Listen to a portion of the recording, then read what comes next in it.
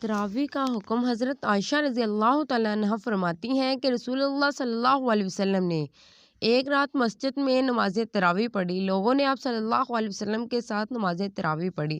پھر دوسرے رات کی نماز شرکا زیادہ ہو گیا۔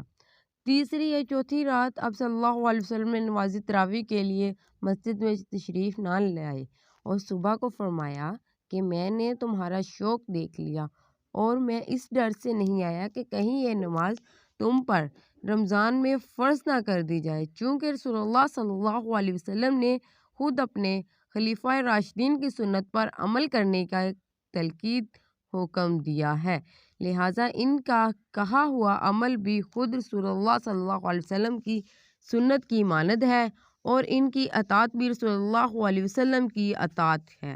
لہٰذا جب حضرت عمر رضی اللہ تعالیٰ عنہ نے جلیل القدر فقہ صحابہ کرام رضی اللہ تعالیٰ عنہ کی موجودگی میں رمضان المبارک میں باجماعت تراویح کا اہتمام کروایا تو سب نے اس کی تحسین کی، کسی ایک نے بھی انکار نہیں کیا۔ اس لیے تراویح کی نماز سنت موقدہ ہے۔